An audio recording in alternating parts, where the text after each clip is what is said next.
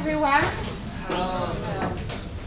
It's good to see you. I was away for 2 weeks, and so I understand you had a great time with the last battles, right?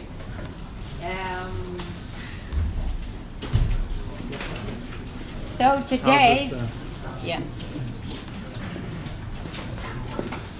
So today, what we will be discussing will be something that actually would have relevance for you all in terms of your qualification and how to maybe apply this into the creation of new products that will create value for the companies or for the organizations for which you are working for.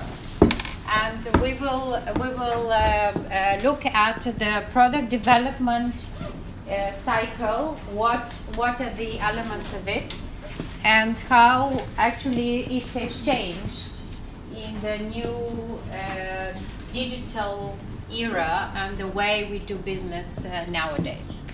And what I wanted to bring to your attention is something that we often we use, and we've been talking earlier in the beginning also about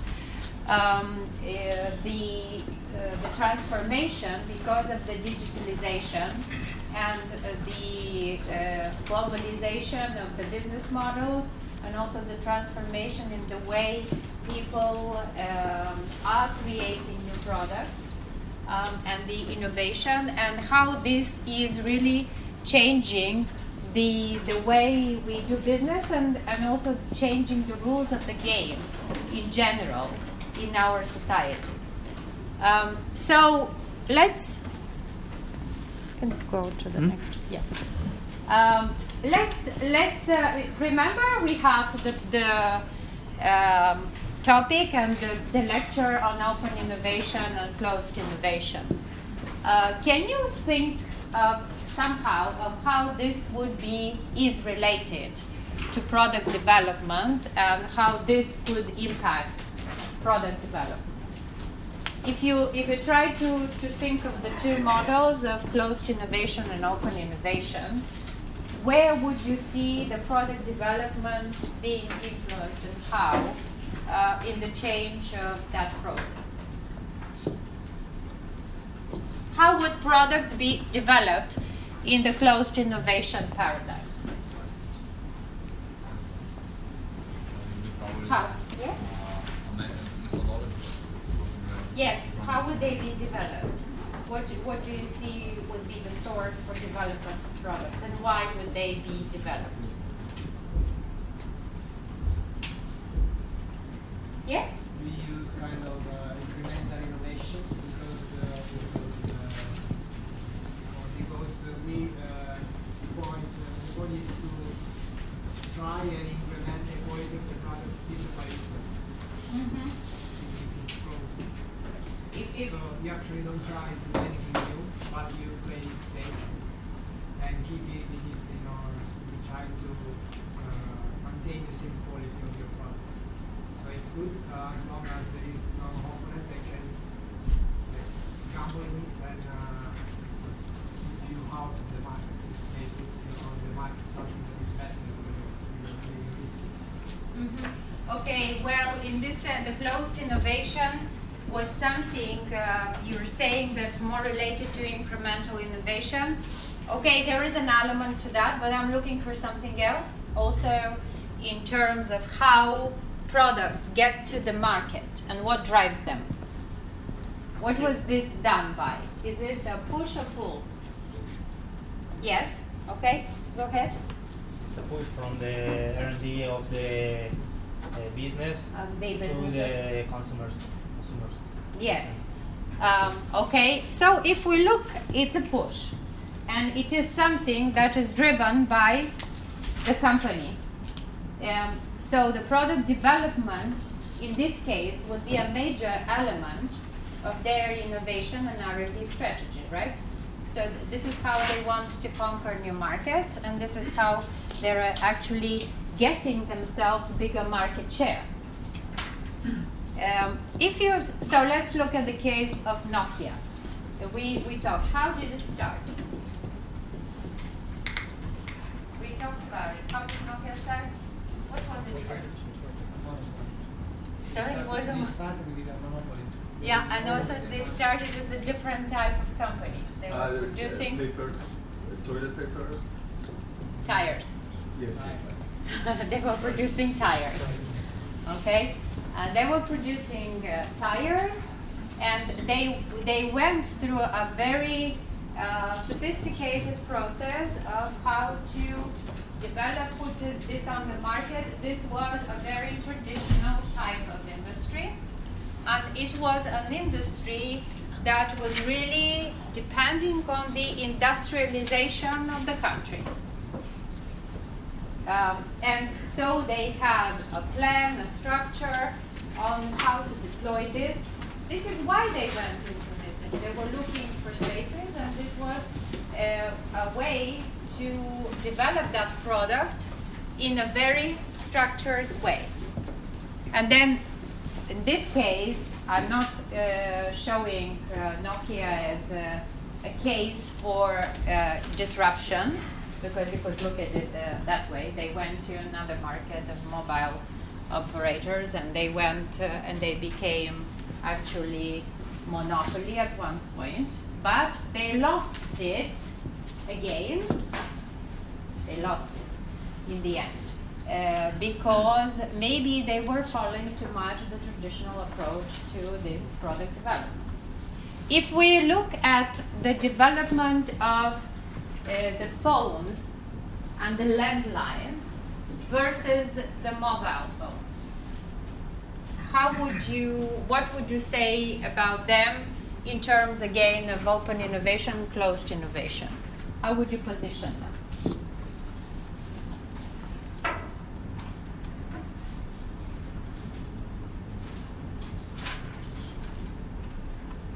Yes?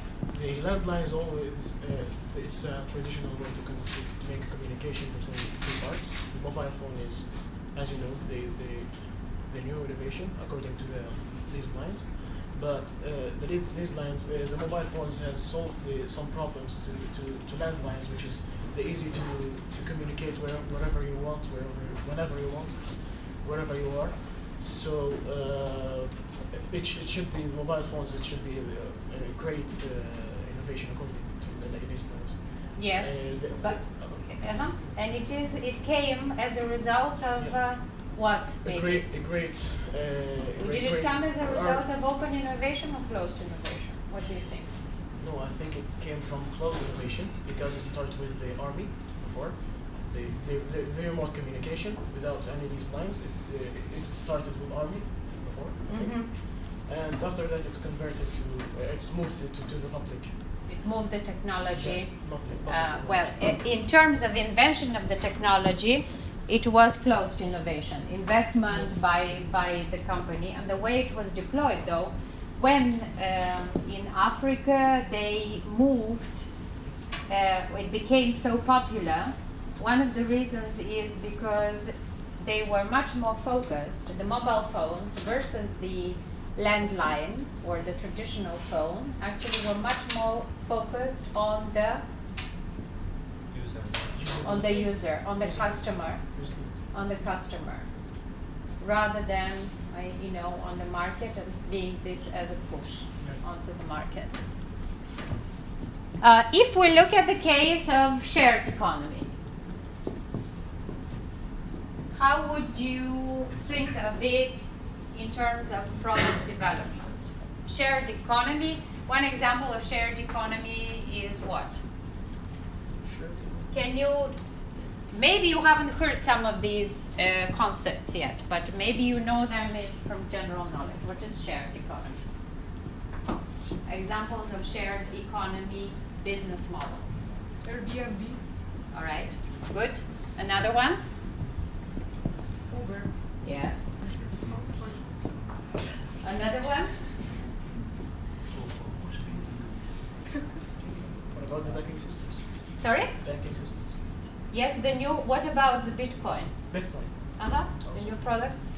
Or some of these, okay, they have a concept in them And the driver for all of these new business models in the shared economy, what is the driver for them? Who are the drivers? The people, the users. The users or the customers? Okay, so one of the distinguishers, if we looked at product development in a way, and now we will go through the steps and the phases of product development, versus user-centric and customer-centric innovation and development. One of the bigger distinctions is this, that with the user-centric and customer-centric innovation and development, we really put at the forefront, as the final goal, the customer, and the customer with the problems is actually the driver or our goal for product development and innovation, which makes it different from the way you deploy product development in a more traditional, in the way it started in the industrial age and with the bigger corporations.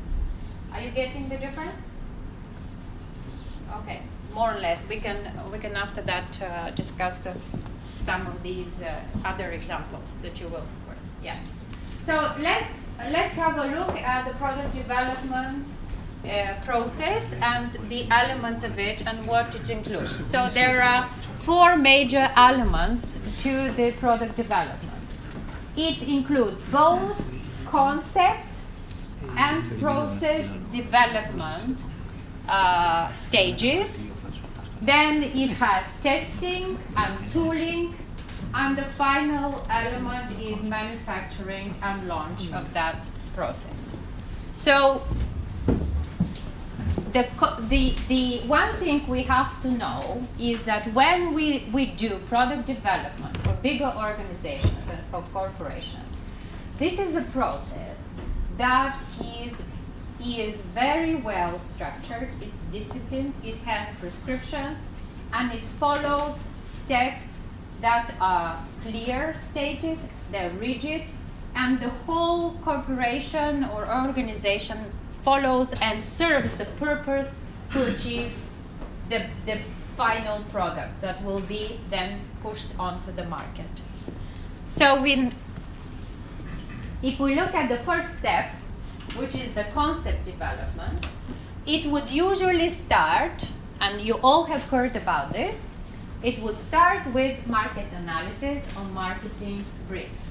And this is developed by the department, the marketing department, in looking for what is the current situation, what is the environment in which the company is functioning, and what would be the open, given that market analysis and marketing brief, what would be the open niches or opportunities for us to do that product development or to continue with that process.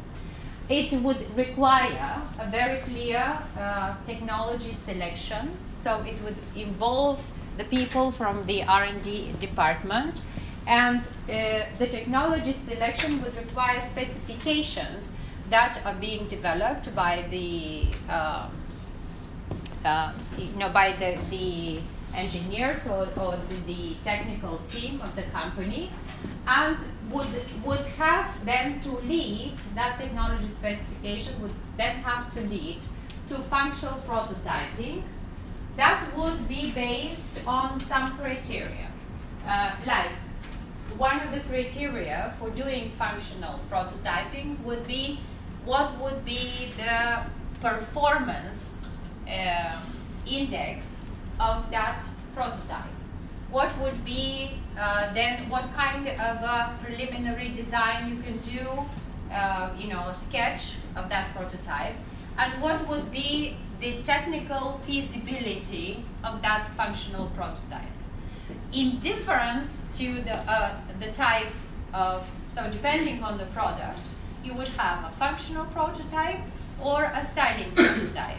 And the styling prototype most often would be tested, like in the software industry, through alpha and beta versions, or through, in a more traditional industry, through a focus group approach, which is where you are asking a specific target that you identify on the market of customers on how they perceive and what are the features of that product. Now, can you think now and give me some examples of a functional prototyping for the concept development that you know about and of a static prototyping?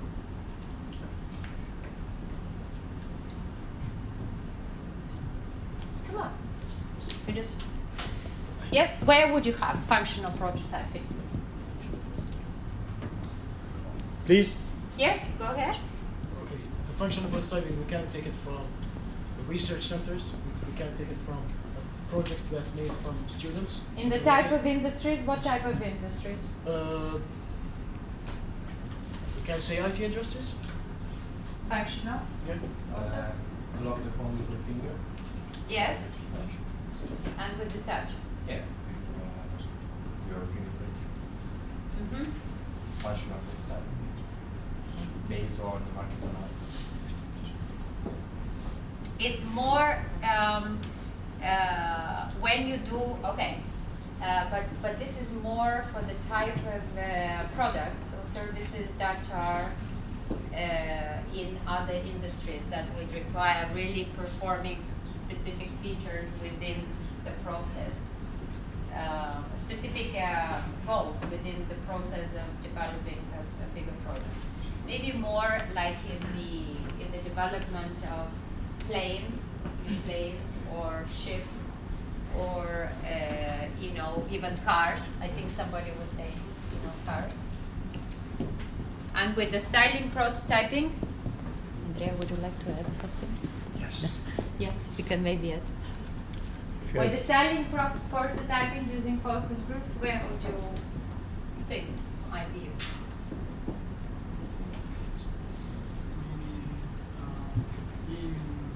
Daily objects. Yes, very good. Mm-hmm. Fashion. In fashion, would be also in the fast-moving goods. Often when they do this type of focus groups, they would check for products in the food industry, let's say, or Procter and Gamble would do these, focus group interviews for all kinds of, everyday use goods in the fast-moving goods. And then we said for the beta and alpha versions, a lot of the times with the emergence of the software companies, this is where it started. This became the way to test products. You are often asked when you go to some kind of an exercise or camp, you're asked to do something like this, right? Prepare an alpha or beta version of your product, or do a sketch, or do something of this kind. Consumer products are very typically of focus groups. Yeah. Excuse me? Yes. I have a question. Do we have an example of moving from open innovation to closed innovation? Of what? Well, anything. Of an industry or innovation model. Well, let's think. I didn't think of this, but maybe let's think. Do we have an example from open? To closed innovation. The other way around. Yeah, Instead of closed to open innovation. Well, let's think. What would be an example of a product that you have came through open innovation? And would this be possible? We were just talking about some new products on the market. What are new products on the market that came as an example of open innovation? Maybe the iPhone. Sorry? The iPhone. The iPhone. Okay, very good.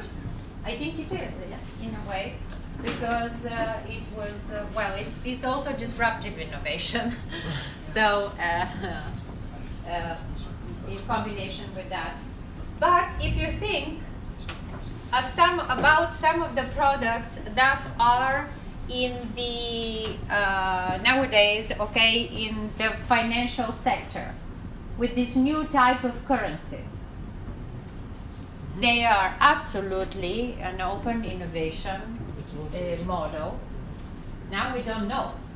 If you want to make them mainstream, if you want to put them as the new type of currency that we would be doing, it would have to move to a point where this type of product would be pushed onto the market in order to become mainstream, right?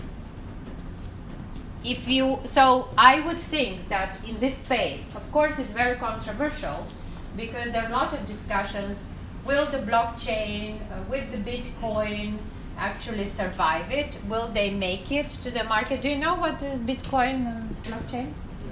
What? Oh, this It's a seems virtual like it. currency. Yes, who would say? virtual currency. What is it? Yes? It's what? It's encrypted currency. Encrypted currency. And what would it do?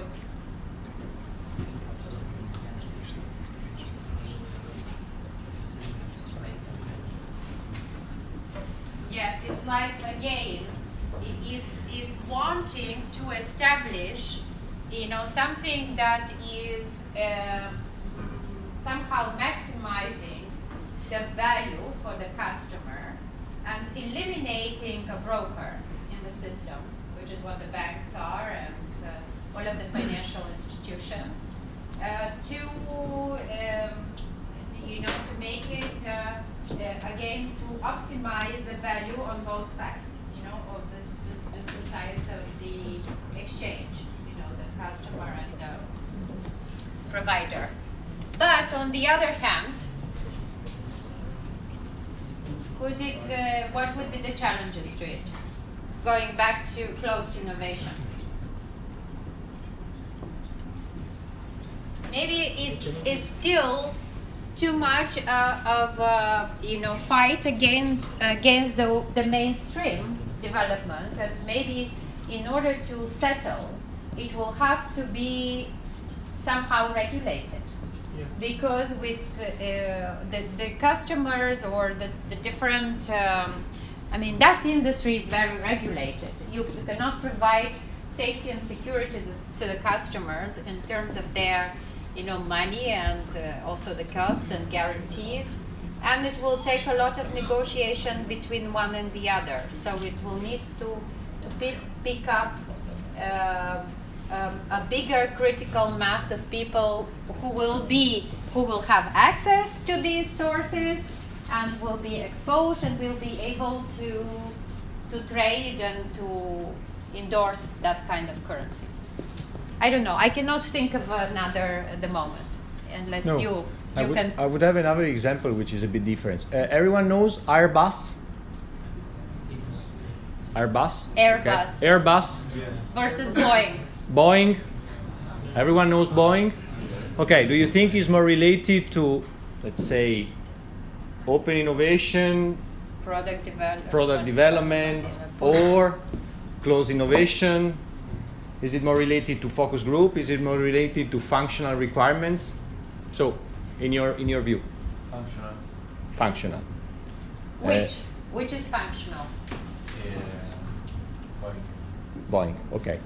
And would you say that is more like the innovation made at Boeing is more related to open innovation or to, let's say, closed innovation? Okay. The innovation in Boeing. Let's discuss on this. Yes, Who thinks yes. is more on open innovation, Boeing? Raise your hand. Who thinks? Who thinks Who it's thinks? more Who open thinks? innovation? Who The thinks approach- Boeing is open innovation? Yes. Let's see. Uses more open innovation.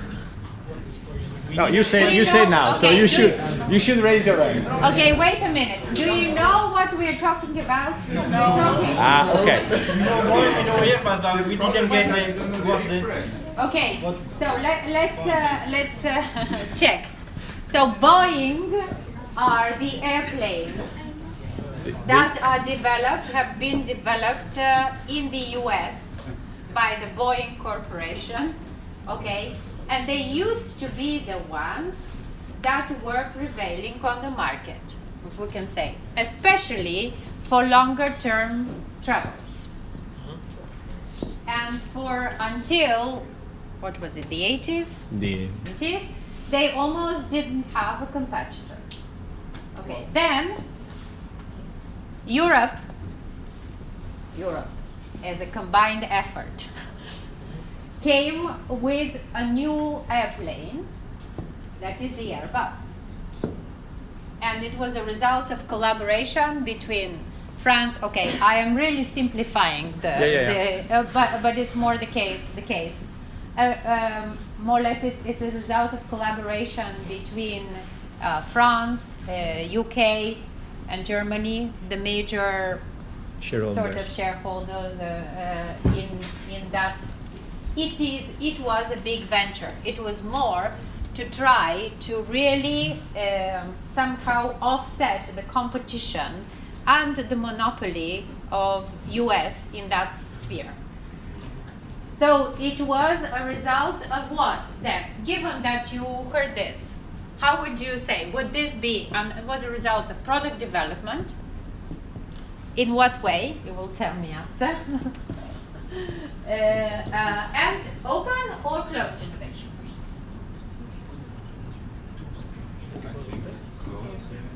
You think closed? Yeah, because it was not a need for the customer actually, but maybe for the it was a venture By an additional,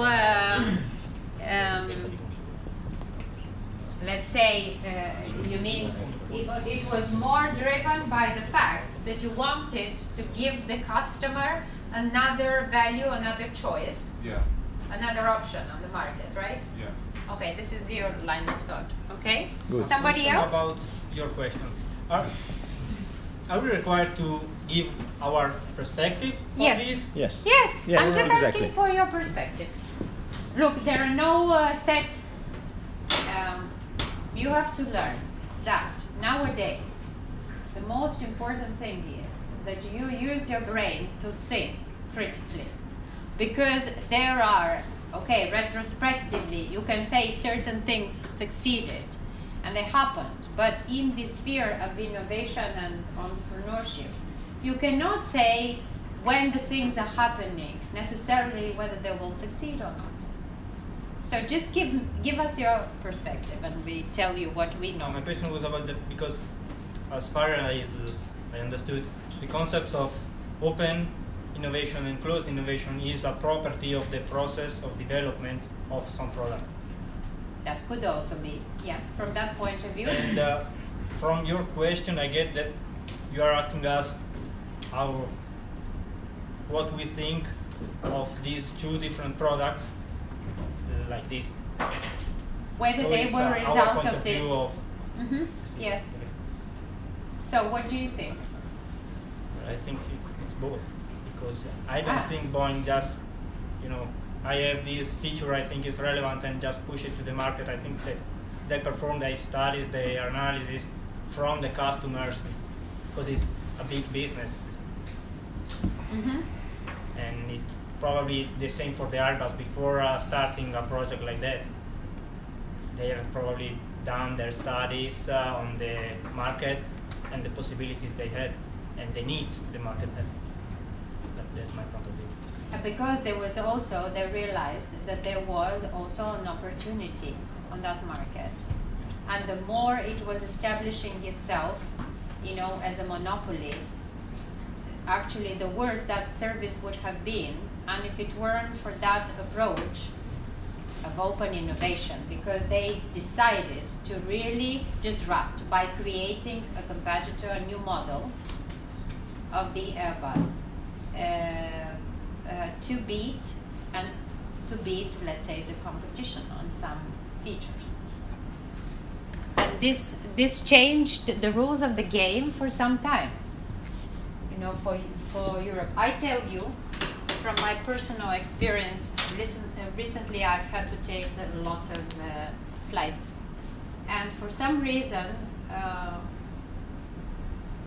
I noticed, I don't know if this is, for me, it's become already a prejudice of pre-formatted thinking, but I was realizing when I traveled with Lufthansa, you know, in the long flights, you know, to the US and back, and I realized that I felt more comfortable, and I was thinking, why is this the feeling? I looked and I said, I bet I will do this experiment in my head. I bet this is because it's an Airbus. And then I looked and I saw it was an Airbus coming back from the US. It was a very long flight. And then I thought, what is it that makes me feel? And I realized that it's much more comfortable as an airplane. It also didn't, I felt that it was designed with more attention to me as a customer. And Boeing was going the other way, felt different. Now, as I told you, I don't know whether this is my, preconceived or formatted thinking that I've already formed an opinion about it, but it is much more because it was a result of that technology, and they were very successful, push on the market, developed by DARPA, also by their defense industry, that it had more of the features that to be even more powerful, maybe more efficient and all of that, but they were not so much really caring about the customer. Funny enough, we will look at some new cases that were developed by entrepreneurs later on for the product development in the second part of the class, and they are related somehow to this industry. Yes. I think there is an interesting point here. Let's say that you are Boeing or either Boeing or either Airbus. So everyone knows now that they are building planes, which I think from an engineering perspective is the most complex thing you can do nowadays. Aerospace is considered the most complex area where engineers can work. So let's say that within a Boeing or within an Airbus, you have to use open innovation.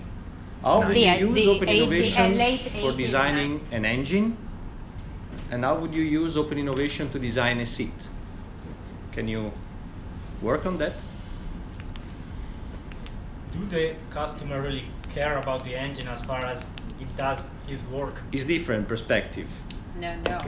Yeah. The engine, how would you apply open innovation to design an engine? I mean, You can. Can you really? Can't you? Yes, you can. Okay, debate. Yeah. How? Debate. Why you say it's not possible to do open innovation with an engine? It's supposed to be working, and so not necessarily comfortable or something else. The engine. An engine needs to work. The seat is supposed to be usable. So Okay. functionality. Functionality. Okay. Functionality That's in it. the product development. Yes. Performance, Reply. economy, using less fuel and these things were in an engine. You can use open innovation such as, academic researchers in related fields that they have this new design of engines with less fuel consumptions, less noise and all of these things. So it can be used. Okay. It's secondary. What? Whose perspective? Customer or company? Other comments on this? Other comments? Over there?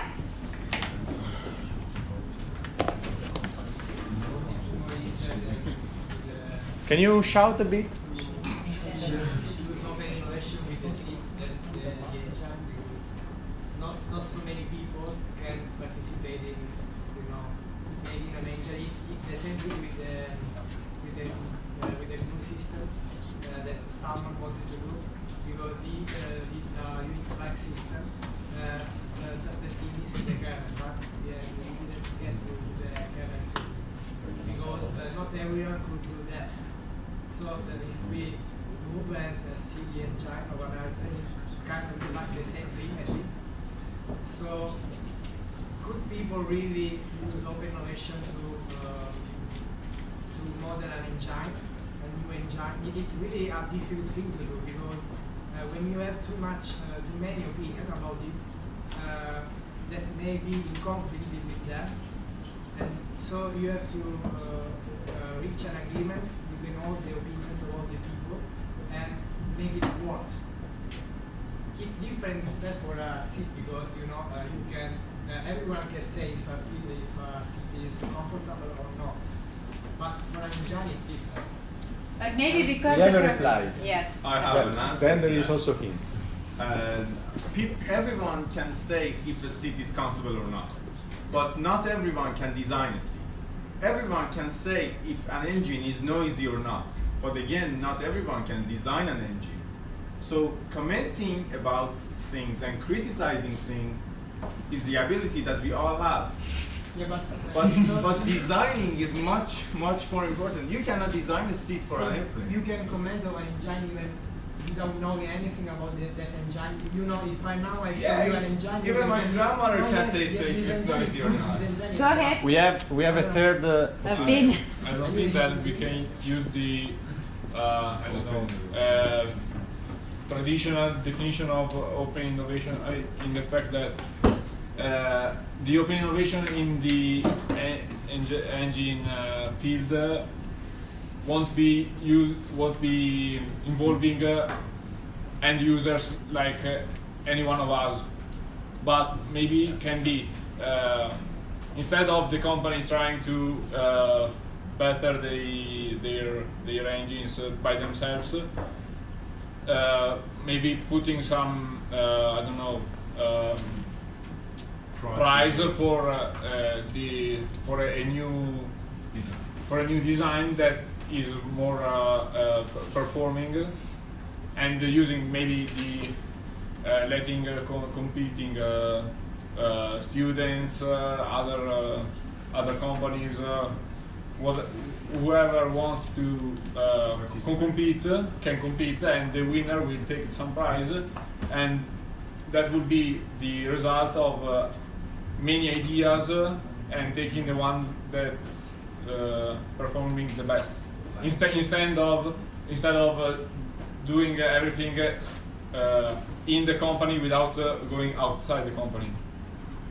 Okay. So who thinks open innovation is just going to the final customer and asking him his opinion? No one. Okay. Who thinks? Correct. Who thinks open innovation is just going outside and ask to a final customer, give me your judgment to this product or service? No one. That's good. So what's the essence of open innovation? Everyone can tell me? Well,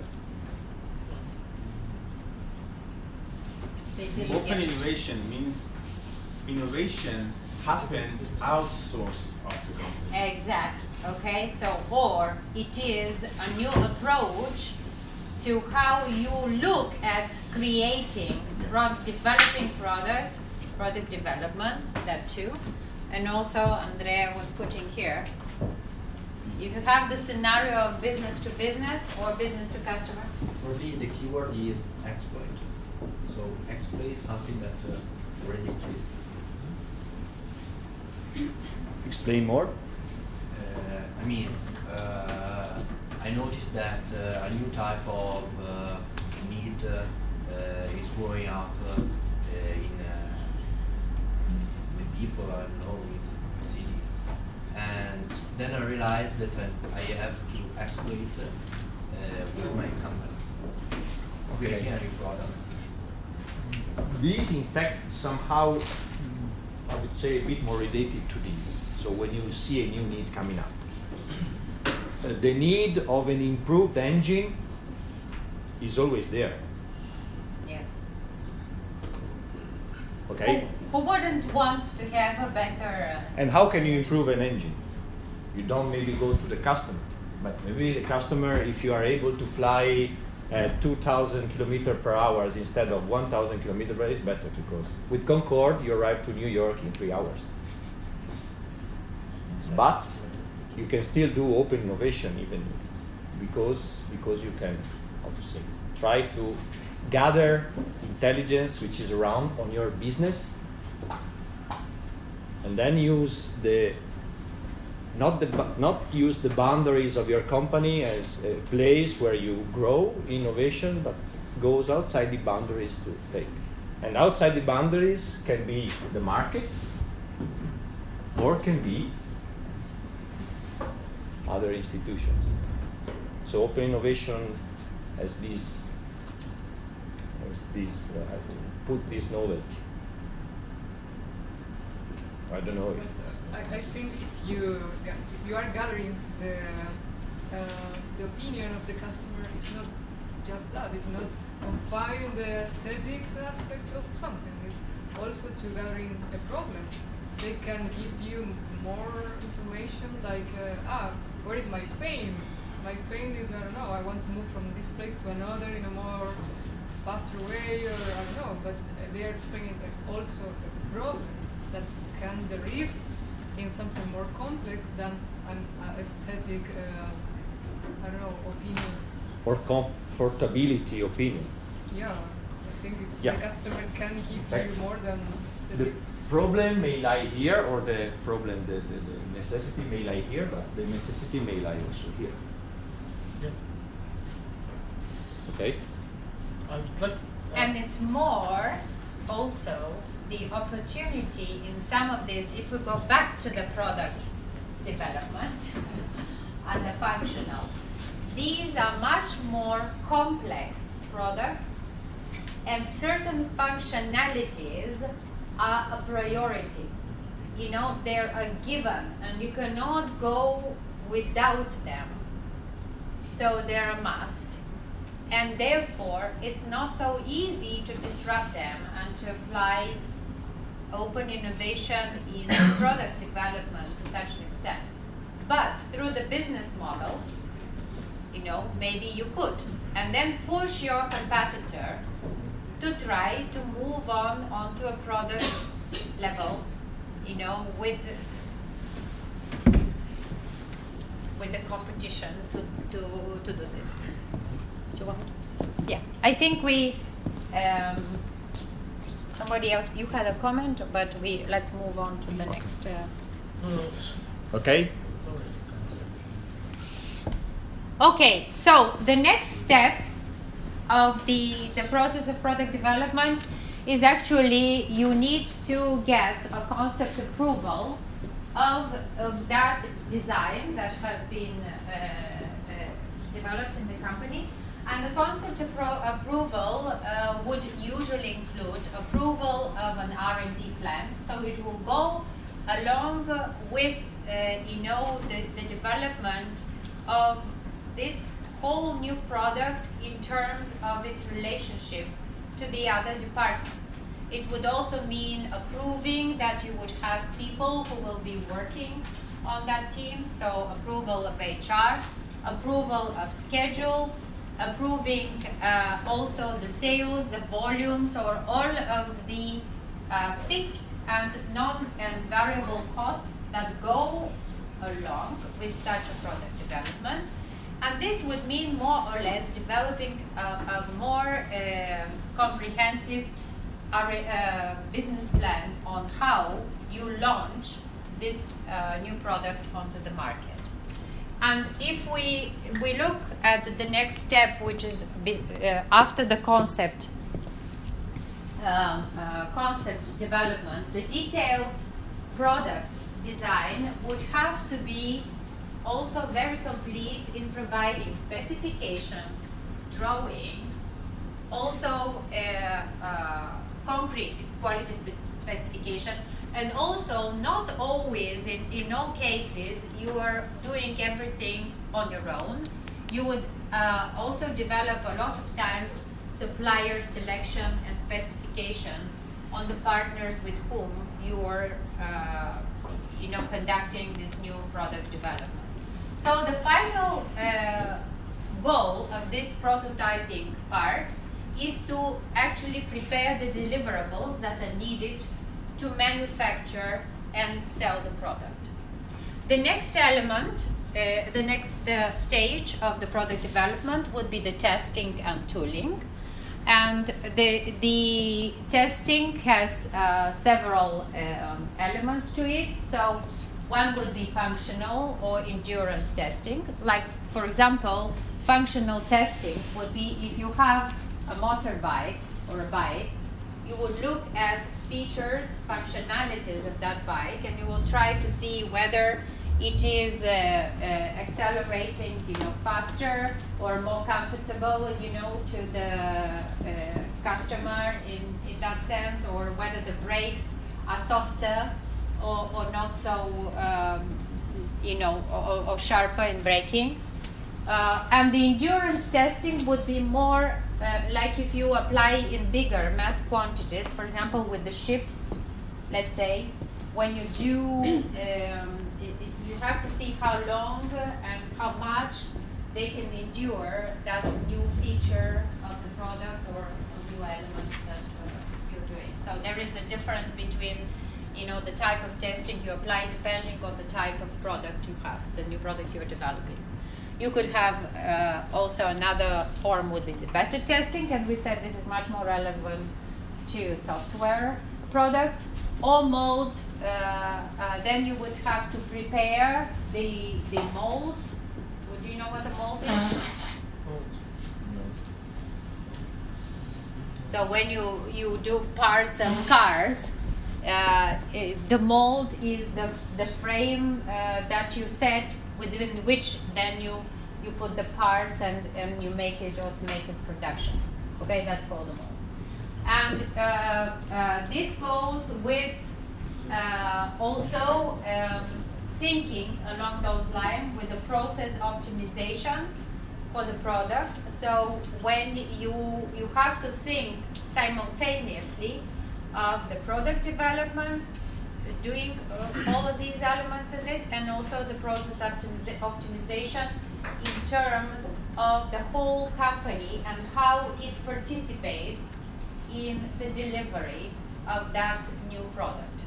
Okay, so it has processes within the company that are connecting the business side of the product launch to the technical side or engineering side of the product development, if I would put it in those terms. And so the final goal of the testing and tooling stage is to guarantee that the product or service is reliably performing what it was designed or specified to preliminary to do or to deliver through the life of that product for the customers. Okay, so you in this process, what you have the concept that you develop, then you do the specifications, then you do the testing, and the final element to this would be the manufacturing and the launch of the product. And the manufacturing and the launch would include marketing campaign, which would usually mean how you communicate that new product on the market. If you think, a lot of the times when we have these new, the mobile operators, they are very active in coming up with these campaigns to push, some new feature in the product development in what they have in terms of either service or a new, let's say, version has come of a certain phone. So this for them becomes a bigger part of the new product launch and in general the product development, because this is how they actually make the final, conclude the final goal of the game for them, and this is how they make the business. So it would have both a communication campaign and a pricing campaign for this new product. It would also mean that simultaneously, to conclude that whole phase, you will have to activate a supply chain and also the deployment of that new product on in terms of manufacturing it in a plant. So to be clear of how and where you will be producing it in bigger quantities. And you will also have to activate or recruit sales force to train that sales force that understands that new product, to activate a distribution network, and to manage in the end, the sellout, when we say, is to manage the final part of that product being. It is. So maybe we can take a break. You understood what are the 4 steps? Can someone summarize for me on the product development? What? Concept development. Second? Sorry? Yes, concept. What is in the concept development?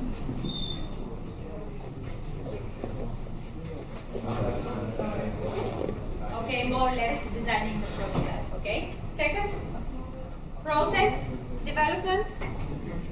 Okay. Third one, scheduling, and final, manufacturing and launch on the market. Because what is the final goal? Is to have a new product on the market. Okay, not to forget. If we talk about products, it's all related to how we implement it or how we actually get the value out of it on the market, even if it is through the push, method. Thank you. We have 10 minutes. 10 minutes.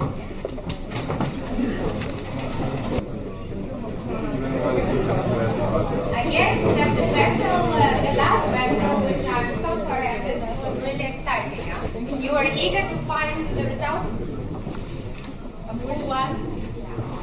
Tomorrow.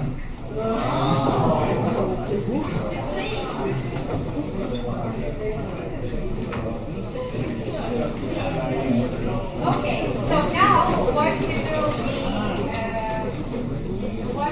would like to have a look at is how actually there is a bigger shift to the customer, given that we are in an age of digitalization and a lot of technological development. So this acceleration in the pace of changing and innovation has brought to a much stronger emphasis on the customer, and through a development of the new method, which is called user-centered approach or customer-centered innovation in the product development. And this type of, there are different ways, there are several methods through which this could be explored. I will not go into detail about this because this will be something that those of you who go into the PD Lab or the Startup Lab and do that course, they can explore how to do more of the user-centric design, development or customer innovation using the lean startup approach and also the validation board. And also the other approach is that has been gaining a lot of popularity is the design thinking or systems design, which were all of these came as a result about 15 years ago, 15 even less. I would say really they started establishing 10 years ago, when the traditional approach to product development was seen as something that was slower, especially with the pace, as we were having this discussion, of acceleration of the change and of the technological development. So they started thinking of how to apply using a shorter process, and also trying to understand what exactly, since the customer was driving that process, what exactly is the need or the issue, the problem that the customer has to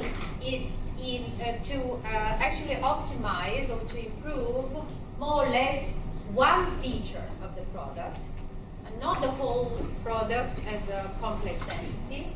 And this is when, the approach of design thinking and also of the minimal viable product or pre-prototyping came. Steve Blank was a professor, serial entrepreneur in Stanford and Berkeley, and he came up with the lean startup method, design and minimal viable product. A whole course, if you're interested, he has a course on lean launchpad and minimal viable products, very much oriented at providing people in the IT industries of tips and design methods on how to come up with very fast-moving solutions on new products in the software industry, with platforms, with applications, with other products in the IT sphere. So we will have a look at this. I just wanted to give you a concept on the design thinking. Have you heard of the design thinking school and approach? No, nobody has heard. So this is an approach to product development that SAP started together with Stanford Design School, and for them, I think it's more. So what is at the core of the design thinking is it is actually a process, trying to follow a process of viability, feasibility, and desirability elements in innovating on a new product or service. And the optimal solutions are in the intersection of where these feasibility, viability, and desirability meet is where you actually end up putting your new product or service. It is often, it has 6 steps to this. I don't know if you will be able to, because I didn't there.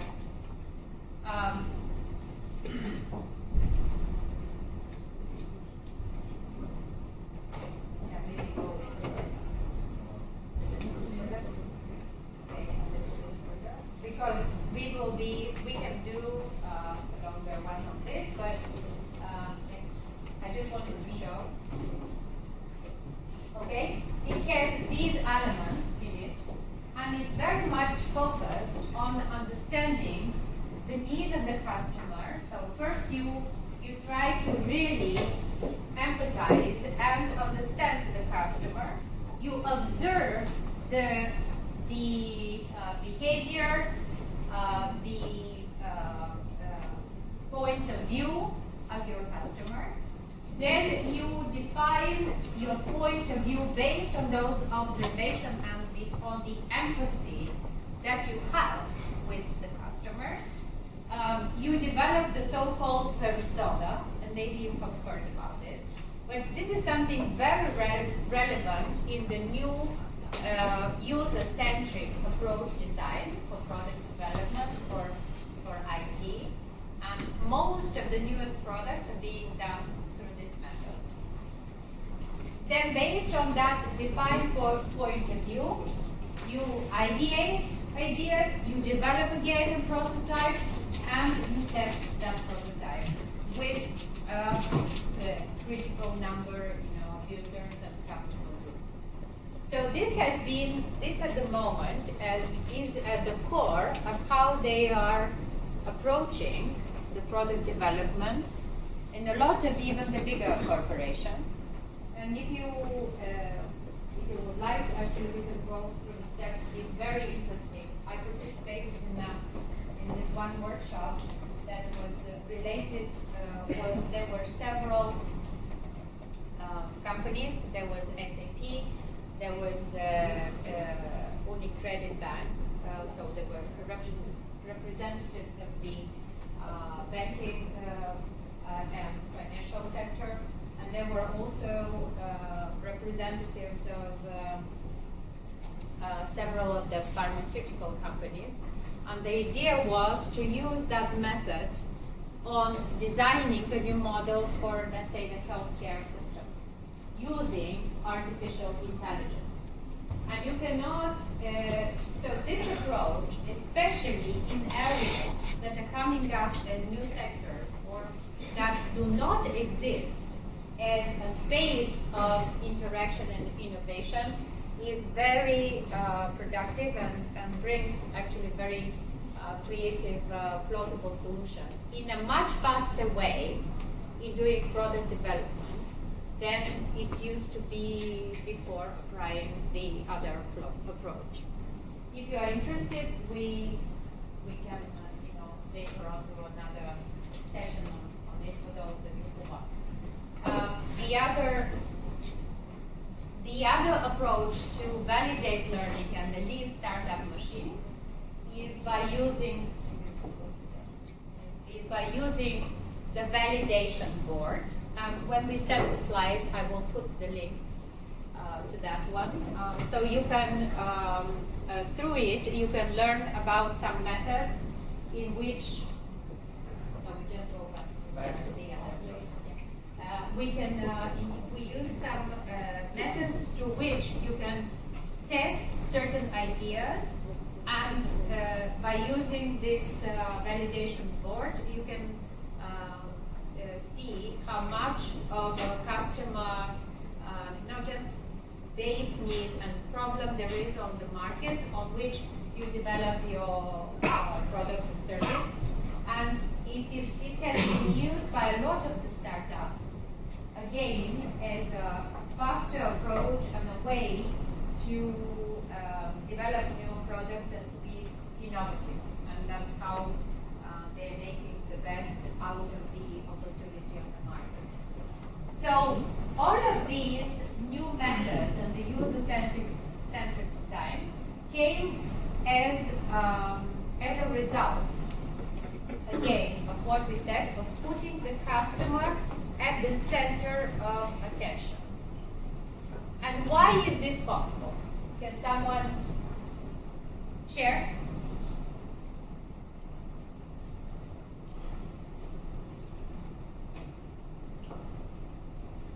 Why do you think it's possible to do this now in the current economy? And or why is it necessary?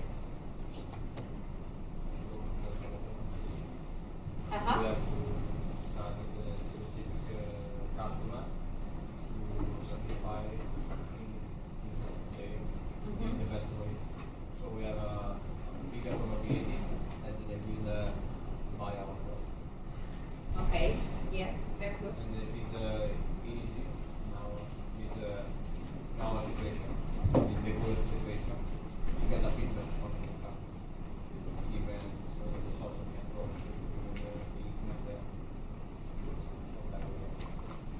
Yes, very good. And also because nowadays we have, because of the digitalization, globalization, we have access to that information from every side.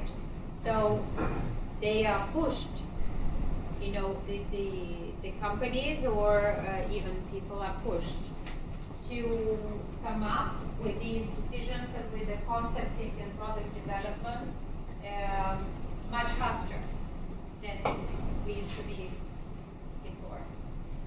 Especially also with the fact that the technological revolution is making it possible to, and is accelerating also the change and the innovations to be happening faster. So we will now look at the product management framework, which is another approach using, again, user-centered design and agile development, which shows the flow of the product from an initial idea of how a product evolves, from an initial idea using iteration to actually its deployment on the market. So we start with the concepting, and the concepting means that you can actually gather, is related to opportunity generation, and it means that you can actually gather information either from sources that exist, that are could be even sporadic, even noise on the market. But you, in order to trigger that concepting, you have to really identify where your niche is, where your market is, where your customer is. And you can do it through different methods of idea generation. And I think we've talked about this. We had the class. So you can go back to that and check what are the options on getting ideas and generating them on the market. So this concepting then moves on to a validation step, which means using a lot of questioning surveys, and it's mostly through questioning, to try to validate the concept and technology of the market through the customers and their application. Then the third step is the design and development.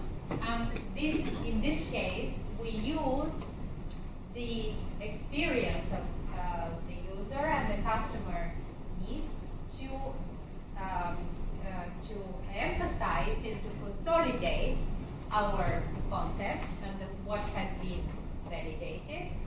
And then we move on to developing the marketing approach, the go-to-market strategy and planning, which means on how we, in the end, will be delivering the product and its maintenance on the market. So that framework is more or less a bit simplified of what was used before, in the process of product development, and it's establishing as the agile product development approach to currently, especially to technology products that are coming on the market. So now what I would like to ask you to do is to, do you have enough computers if we split the room in 4? Do you have enough computers to go back to the platform? Or shall we play to the platform where we did the blended learning, the first part? You have your access? Okay, so let's, what we will do is there will be 4 videos. If you go to the topic of validate learning on the platform, which is blended learning platform, validate learning and product development. And so that in doing it faster, what I suggest is we actually, up to 3rd row, will be group number 1. This will be group number 2, so we'll work on the 2nd case. I will tell you how. This will be group number 3 and group number 4. Okay? These are bigger, and you can split yourself in groups of 3 people in there. So there are 4 cases, explicit, they're called. So watch group number 1 watches the case number 1. Okay, explicit. Do you see them? Do you want me to show Videos.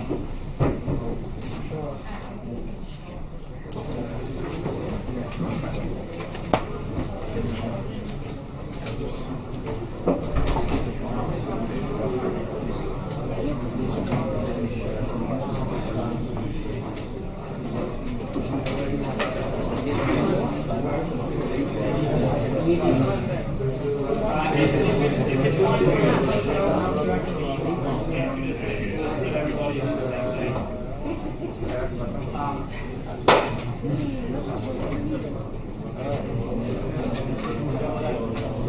They're very short videos. They are 2 minutes each, and these are videos of a startup that is in the sector of improving seats on the airlines. Okay, just have to read. Did you find it? Oh, that's right. You have it. Okay.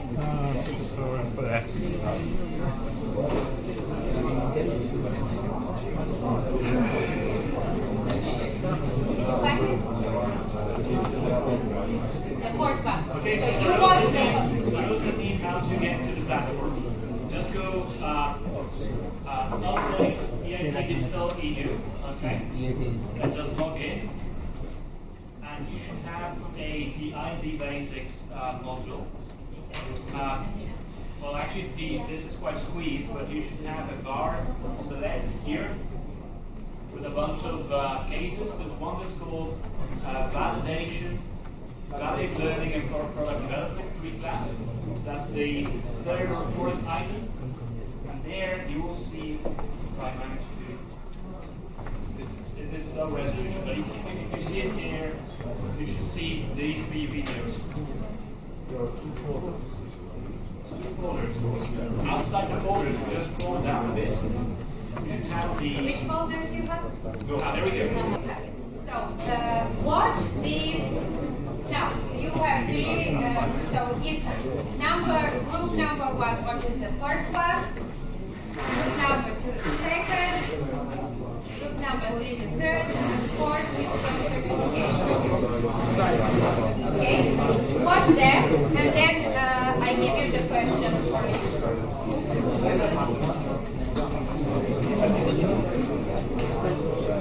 And then what we will have is one group of 3 people that report them very, you know how.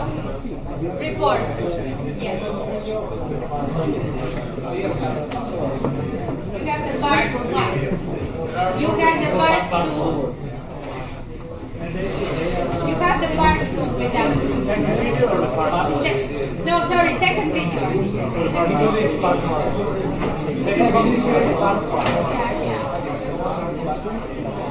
Second video is called part 1?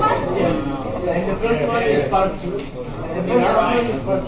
So the first video is part 2. The second video is part 1. Okay. The third video is prototyping. And the fourth video is certification. Yes. Okay?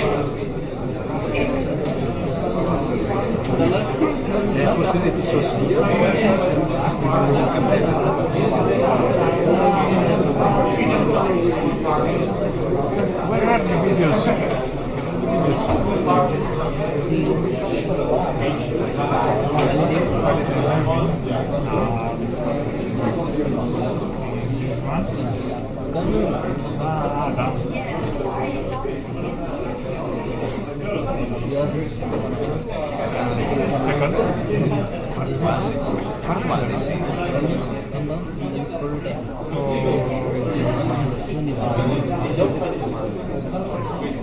Prototyping yours is second one.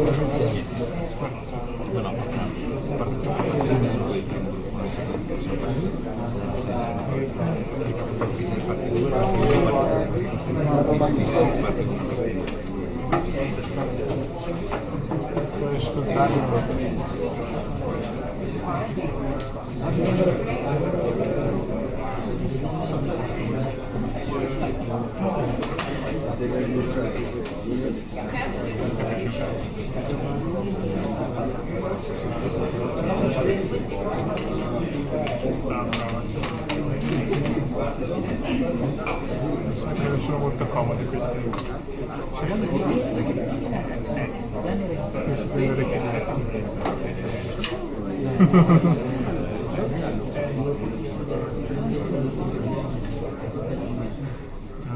Partiamo da zero.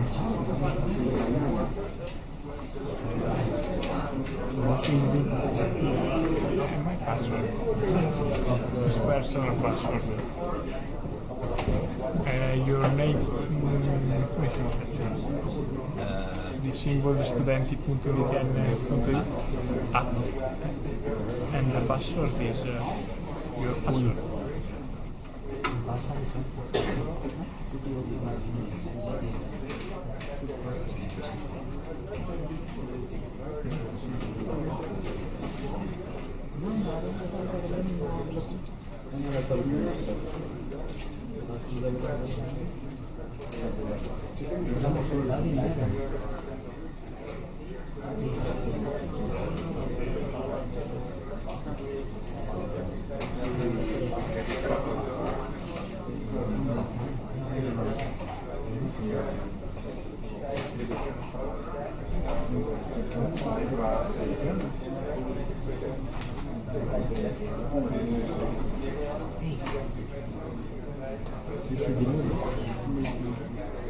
Yes.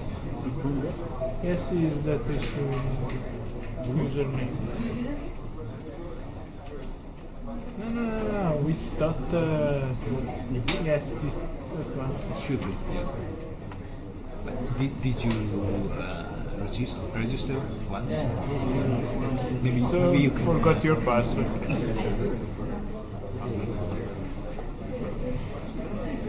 C'è qualche problema? Sì, i primi secondi non sono presi.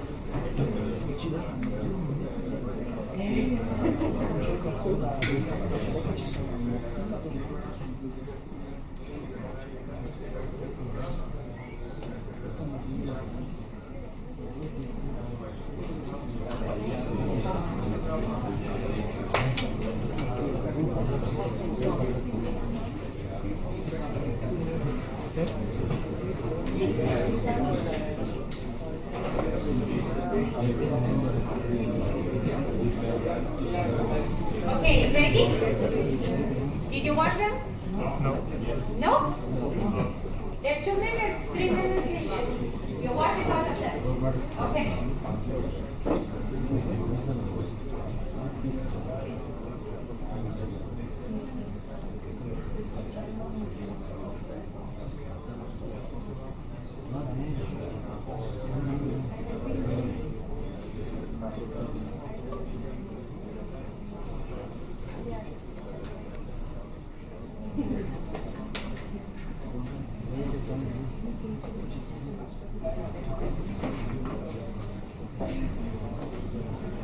Quindi ma cioè, ho capito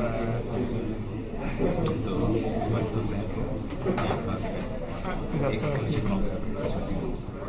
Cioè la classe esatta, cioè quello che fa più cosa è insedibile rispetto alla già abbiamo fatto il giorno della prensa, non si può sicurezza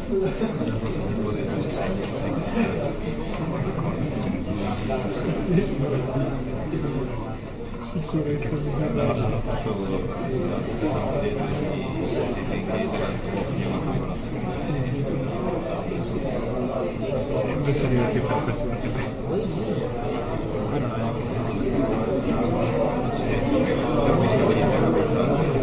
lì spostavano i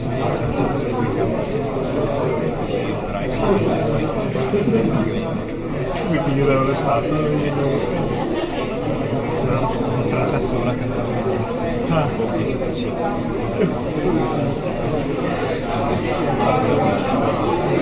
e funzionava andava però se uno si fare qualcosa che non potevi fare anche uno stellato non era diceva questo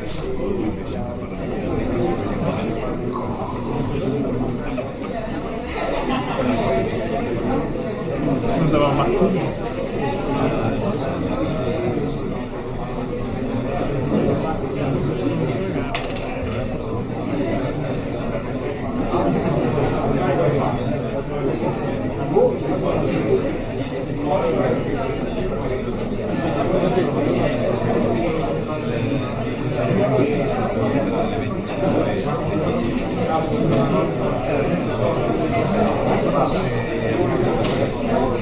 sì?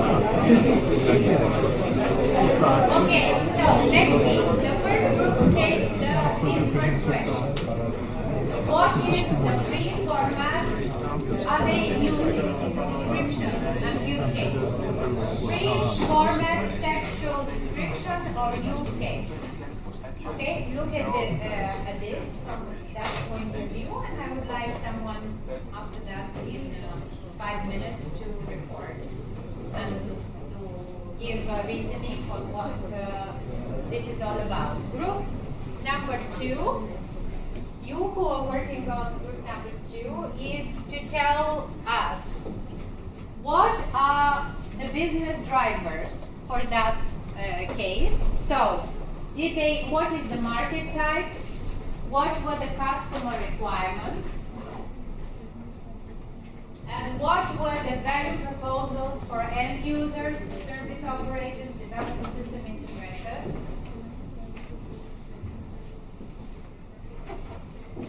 Revenue drivers and key competitors. Okay, you will not have a lot of time, but to think along those and see how many of those you can answer.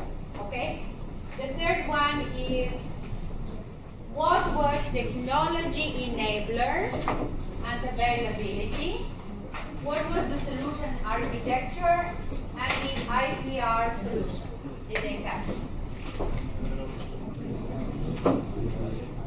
And the fourth one would be, what was the schedule and timelines,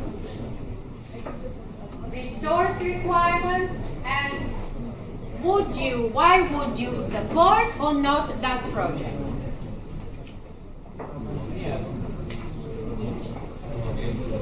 The first one is, did they use formal textual description or use cases? Was it use cases or formal textual description? Each group answers one. Okay? You answered the first one. Yes. You answered the second. Third. Did you cover them? Which one you want to see? Third.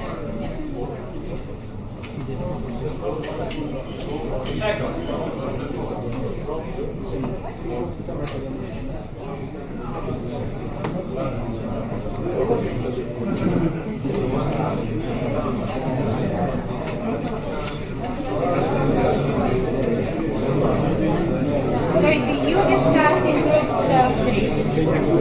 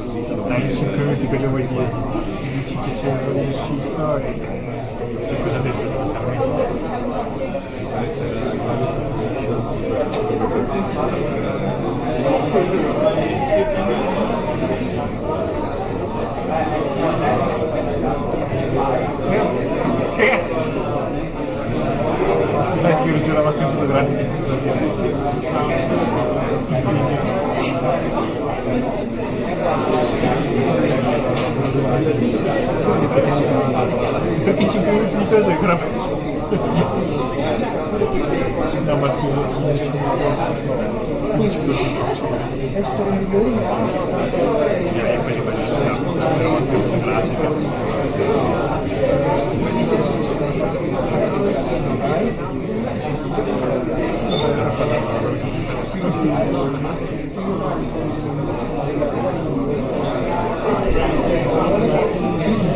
prego, lavora su come conosciamo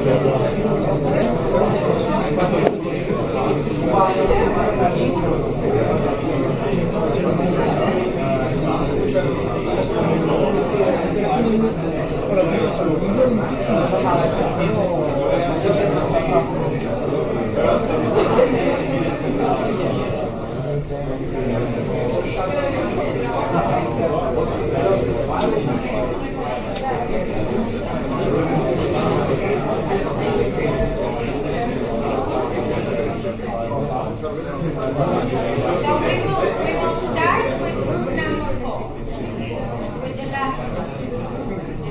Okay?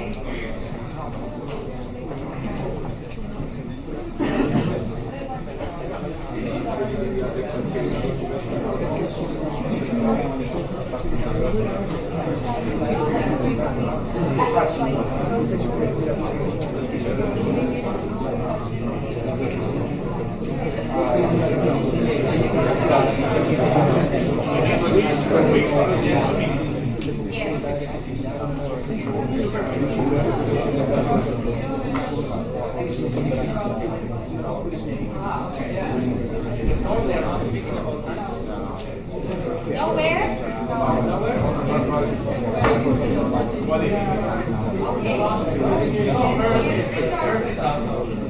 Why would you support or not this project?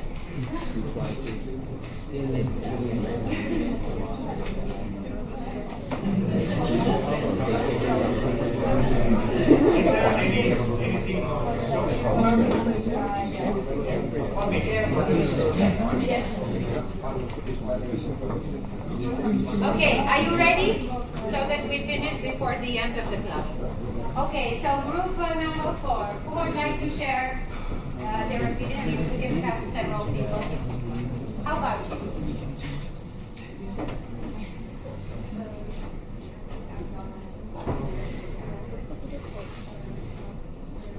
Can you speak up? You would support the project. Why?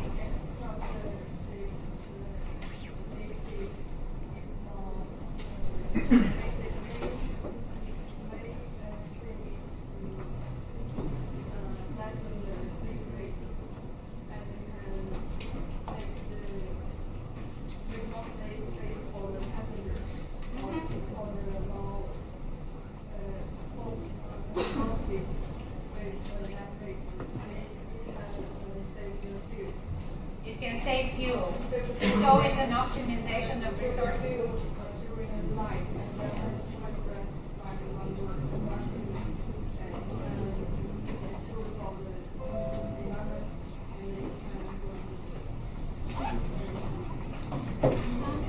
All right. Thank you. Somebody else? Yes.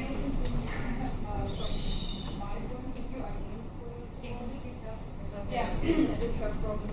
Oh, sorry. I really support this project because from the picture you were showing, and doesn't look comfortable. Like now the armrests are not movable, so if you need to lift your seats, you need to and they see when you cut. All right. So you wouldn't support because it's actually, you don't think that it actually meets the customer requirements in this sense, or it's not centered around the customers as an approach. What about resource requirements? What were the resource requirements that they have to meet?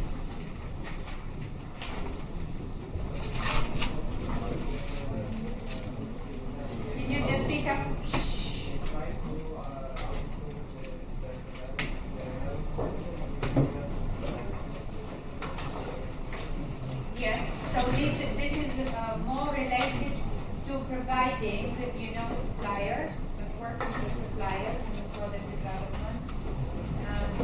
outsourcing. Okay? And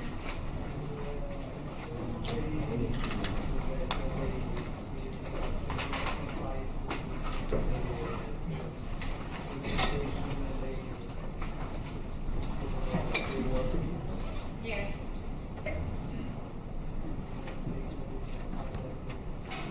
They call it partner, yeah.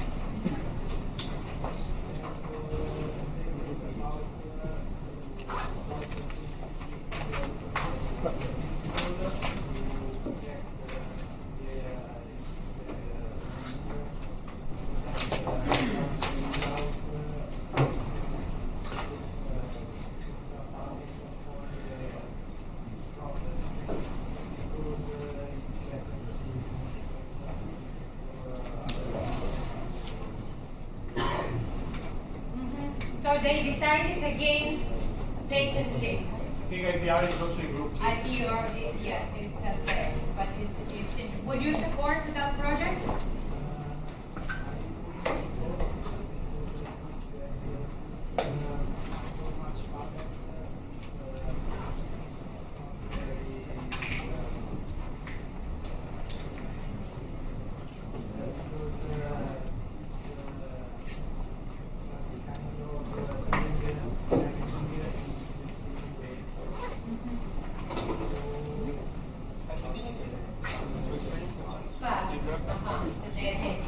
Okay, thank you. Let's go to group number 3.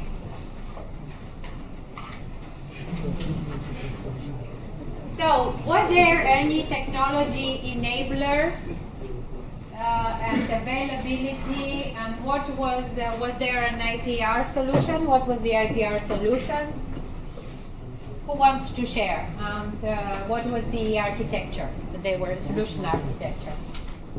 Who wants to share? How about you? Yes?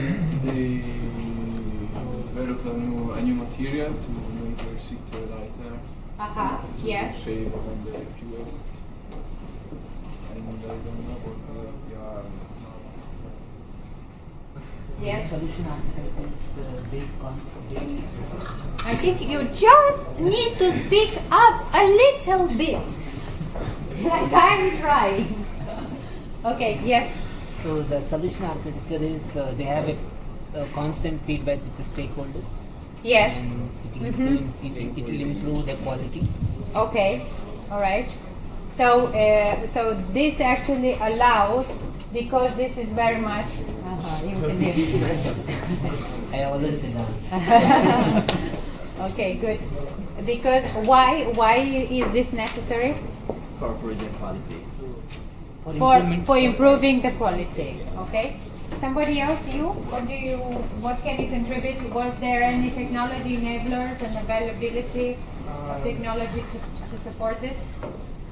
They had to develop a new material to create a new type of seat for lighter and more fuel.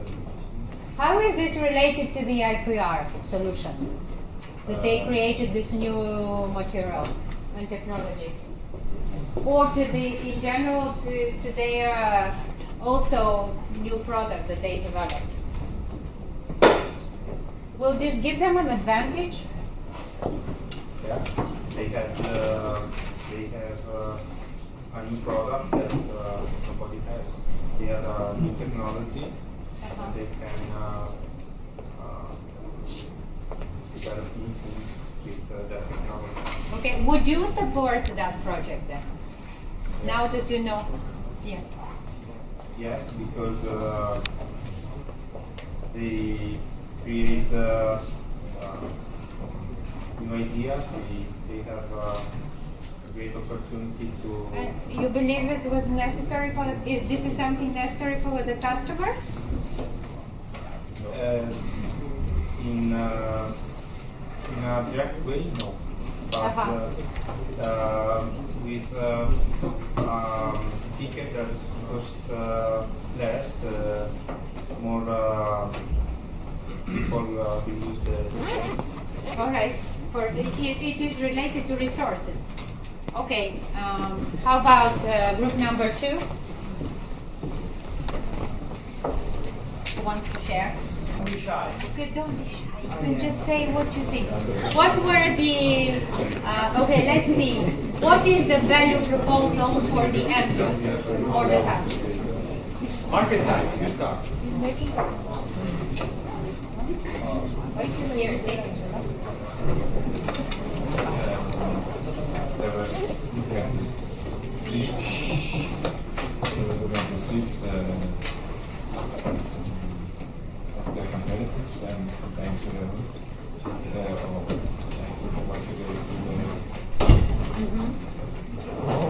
So this is the very proposal for the end users was that they would be more, what, save money?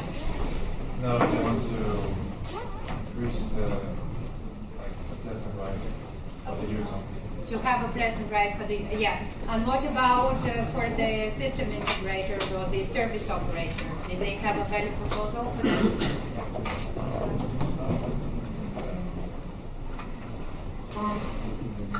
Okay, maybe you don't say this. What were their key competitors? Somebody here from you? You have no idea. You have no idea about the key competitors. You will watch more, all of you, the videos after that because we don't have time.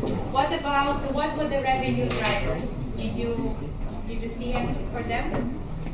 What would be the revenue driver? Maybe they could sell a large number of seats because they were targeting economy sector. Okay, so the revenue driver was that they would have higher numbers of sales. Okay. Somebody else wants to say something on that? Okay, and the last one, and let's see so what were they doing? Free format textual description or use cases? You can shout. More description based scenario and product development. Showing up the advantages over the other ones. Yes. And some images, but they didn't provide any real example. Okay, all right. Thank you. You can actually watch these videos to see the full case.